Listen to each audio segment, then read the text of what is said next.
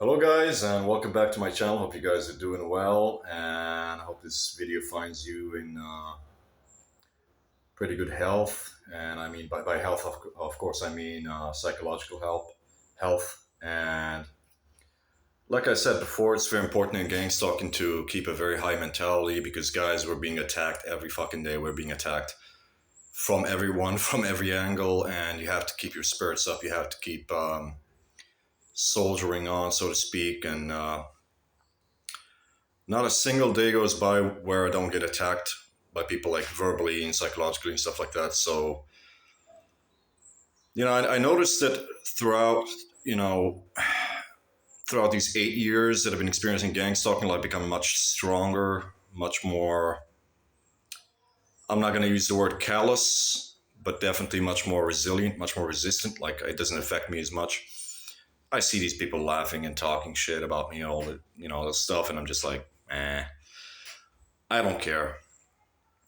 So yeah, I'm making this video. It's a bit of a funny video. It's want to bring a little bit of fun and humor to my channel. If you guys be willing to listen, maybe you guys followed some of my previous videos. You watch my videos about where I talk about my experience with gang stalking, what happened, that kind of stuff. And obviously, I got a lot of crazy stories, guys. So let's have some fun. Yeah. So basically, guys, I told you guys before that I went on a couple of journeys, like 3 times, where I walked about like 1,000 kilometers each time. And I was basically just passing through like wilderness, camping in the wild, and that kind of stuff. I did that 3 times, like I said. And I remember a really, really funny story, which was the first time that I attempted to do this. And I started walking from this city in Germany called Dusseldorf. I don't know if any one of you knows anything about Dusseldorf. It's a pretty famous city in West Germany, in the NRV, the North Rhine Westphalian. So anyway, I started walking from Dusseldorf, and I kept walking and walking and walking. And you guys are not gonna believe some of the things that happened to me. Like I'm gonna tell you some of the stories. Because the point of this is to kind of bring in some kind of lightheartedness, some kind of humor, because not everything that happens in gang stalking is negative. Some of it can be quite positive. So yeah, I started walking. Dusseldorf, it was summer. The weather was amazing. I noticed something here in Germany when it's summer, like people tend to be much more cordial, much more friendly, much more chill. In the winter months, everybody's like really horrible. So anyway, I start walking from Dusseldorf, and I'm walking south of Dusseldorf, and I'm walking along the Rhine, the famous Rhine River, and I walked along the Rhine for quite a while until I found myself like 50 kilometers south of 50 kilometers south of Dusseldorf. And then what happens was, I'm just like sort of. It was midday. It was about 1 o'clock, 2 o'clock, or something like that, and I'm chilling out next to this bridge. It's kind of like a wild location. There's not much around, just wilderness and like this bridge that is like hanging over like a small stream or whatever. I'm just sort of chilling there, and obviously people coming by can kind of see that like I got like my bag, my rucksack, I got my tent. People could easily tell that I was on some kind of like backpacking journey or something like that. And I'm sitting there, and then this woman shows up out of nowhere. She comes in with a bicycle, and I thought she was just gonna like pass by or something. But then I noticed that she stopped right in front of me where I was sitting, and she seemed to give me attention, like she wanted my attention or something. So I looked at her, and then she stopped her bike, like I said, and then she looked at me. She came to me, and she was like, "So, are you like on the streets or something?" And I was like, "You can say that. Yeah, I'm on like a journey. I'm walking from Dusseldorf and trying to get to Portugal." And she was like, "Oh wow, that's really cool." And then she was like, "Because you're like pretty much on the streets or whatever," she was like, "You know what? I'm gonna give you." You know, she took a couple of things from the backpack that was because like the bicycle had like a backpack, like a bag in it, and there was some food in there, and she this is really funny, guys. She gave me she tried to give me 2 kilos of wheat flour, and I refused. I said I don't eat wheat flour. I'm not gonna make bread from it. Which is funny because I could make bread from it actually. Even in the wild, you can make bread if you have access to water and wheat flour. You can easily make bread or pizza or something, non bread or something like that.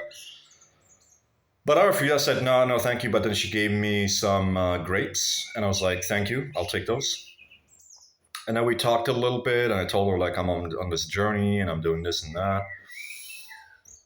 And then I can't remember exactly what I said, but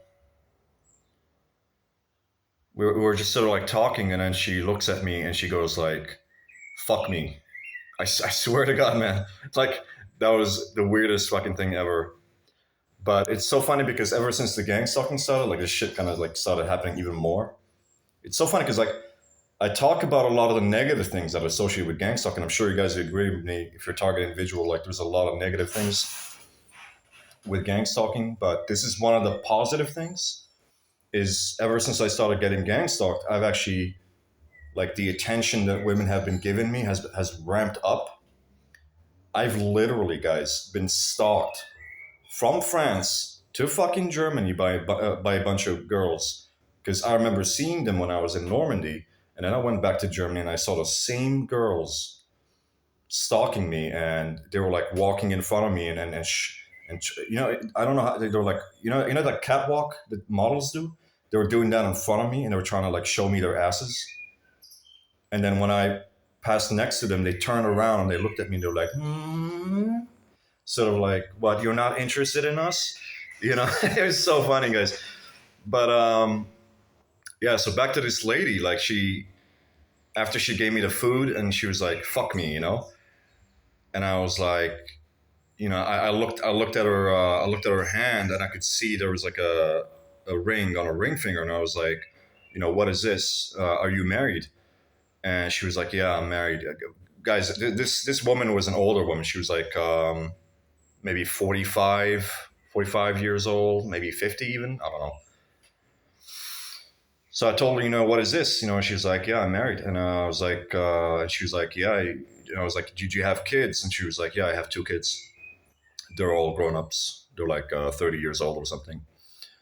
And then I was like, what I mean, like, us guys, like, we're really tempted by this kind of stuff. And I was like, she wasn't bad looking. That would have been an amazing, sexual experience. And I love to have sex. I'm not like addicted to sex or anything like that, but I enjoy having sex. Obviously, hey, who doesn't, right?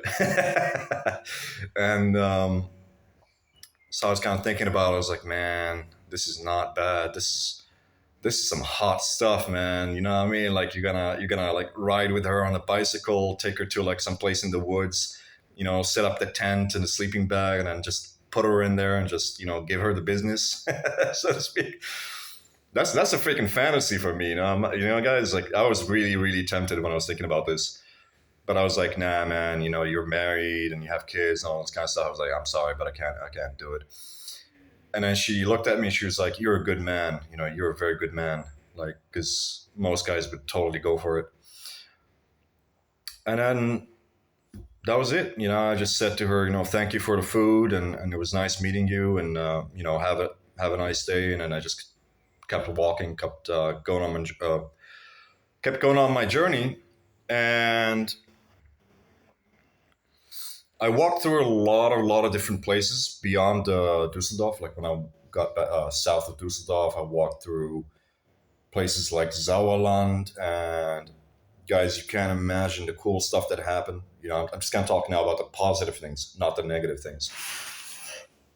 You know, and I found myself after sort of like a week of walking through the woods and stuff like that, and then passing sometimes by some villages or small towns and stuff, I find myself in this place called Sauerland. And Sauerland is amazing because it's sort of south of this place called, I don't know if you guys know the famous city Bonn, because Bonn used to be the capital of Germany a long time ago. Actually, during the time of the Nazis, Bonn was the capital. By the way, that was prior to, well, during World War II. So it's Sauerland is sort of in that region, like south of Bonn, and yeah, so I found myself in Sauerland. The amazing thing about Sauerland is it has really amazing, um, really amazing sort of like wilderness. Like there's just large swathes of wilderness which is untouched by any civilization. Like there's just this really big region where there is nothing but forests and hills and some kind of mountains, not full on mountains, but like mountainous sort of regions. And that place is amazing. It's fantastic. So like, and there's a lot of wild animals as well. Like if you're into like hunting, or at least, you like to go watching animals and that kind of stuff, that would be the place to go. And obviously, I'm going to say this is a little bit serious, but if you guys are really interested in having that off-grid TI community, and I'm very fucking serious about this thing, Sauerland would be a great place to do it, because there's just lots of wilderness where like huge lands, wild wilderness lands where nobody comes. People just don't come there. Like unless there is some fucking like official walking trail, nobody gonna come there. It's pretty remote. Like, so if you wanna like, if you guys are serious about forming an off-grid TI community, that would be a great place to do it. There is water, there is rivers, there is animals you can hunt, there is lots of forests and wilderness and nature. It's beautiful. It's amazing. So anyway, I find myself there, and I just camped out during the night. Just sort of put my tent up and then slept there, and I had a knife with me. And guess what? The next day I wake up and I must have shouted or something. Like I shouted really loud, and guess what happened, guys? Guess what happened, guys? Um, three fucking wolves. When they heard me shouting, three fucking wolves, I could hear them like they started growling. They were like, ah, it's like, it's like when a dog is like growling when they're really angry and threatened, but much worse, much stronger, and much more fearsome. It was like, ah, it was like, what I mean, like something's going to go down, what I mean. And they growled, and then they came down from, I could see them. They came down from the top of the hill. They must have been chilling out on the top of the hill, and they came down, and then they saw me, and then they froze. They were like 20 meters away, 20 meters or 50 meters away. And there was like a standoff, what I mean? For like, I was like staring at them, three of them, three fucking wolves. I stared them like right in the fucking face, man.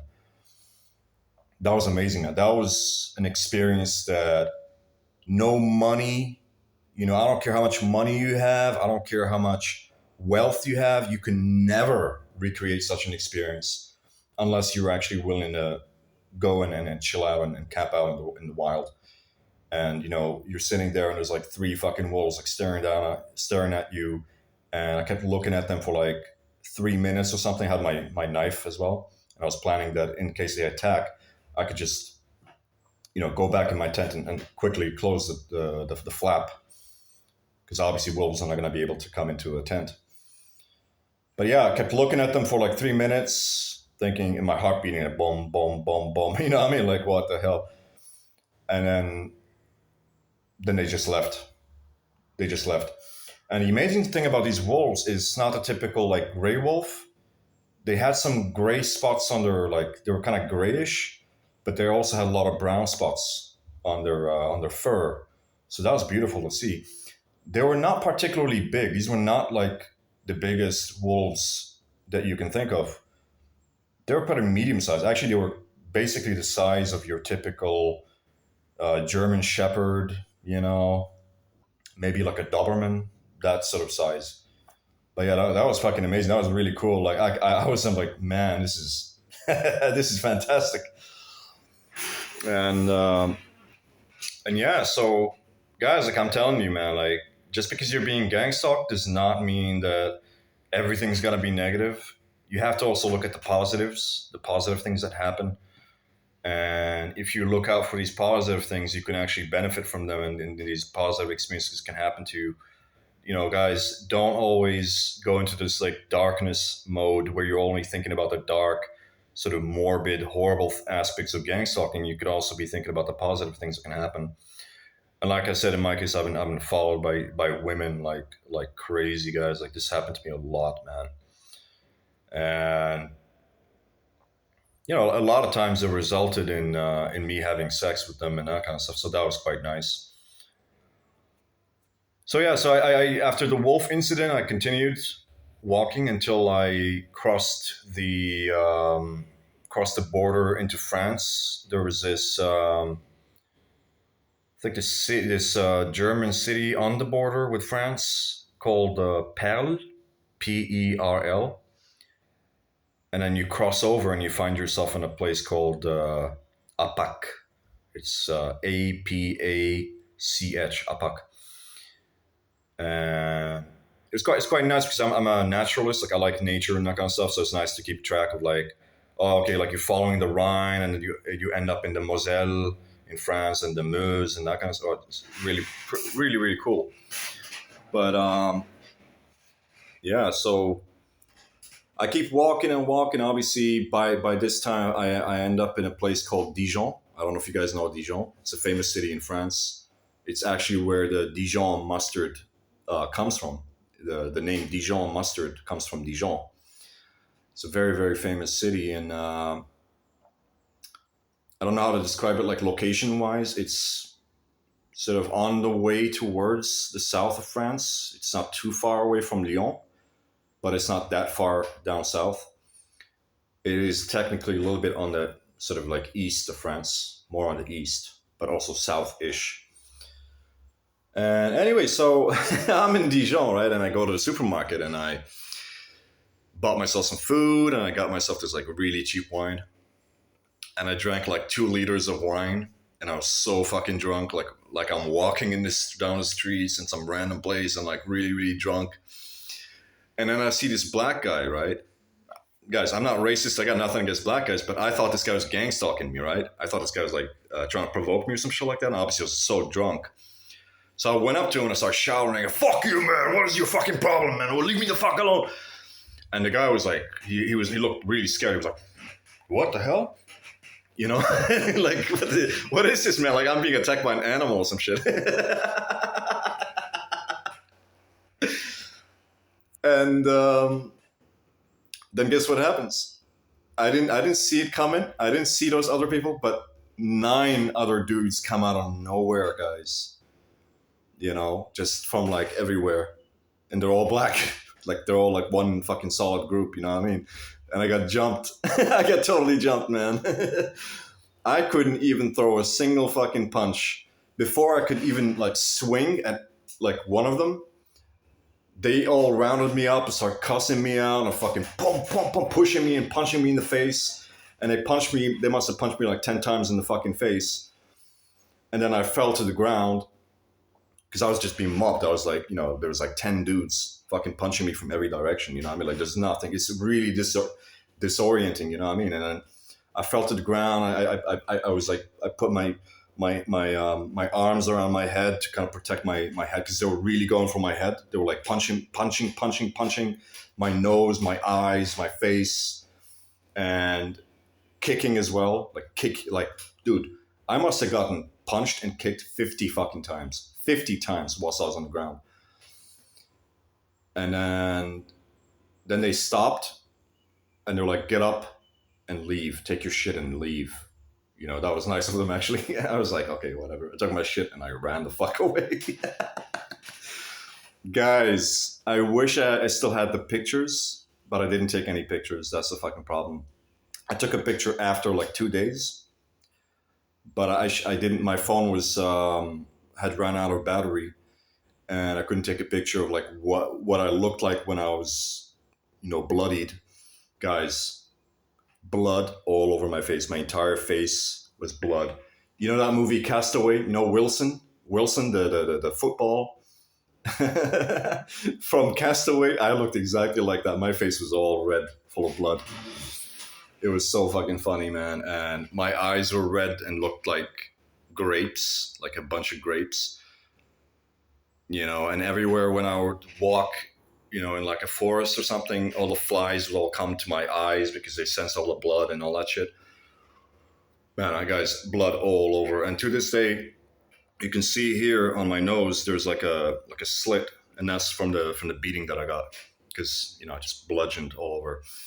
So I was walking down a street after that, try to like calm myself down as I'm walking down some random fucking place.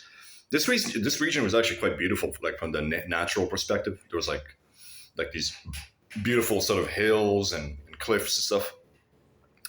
Anyway, so I'm walking down some random street, and this French woman comes to me, and she asks like, "T'es dans la rue?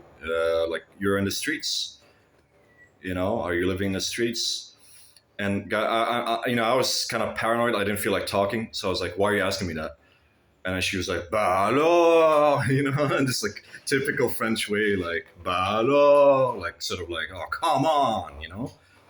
Because it looked like she was trying to help me, like she wanted to give me food or shelter or something. I was really stupid. That was really stupid of me, but I was not in the right, mental state after getting fucking like those punches must have done something to my brain. You know what I mean?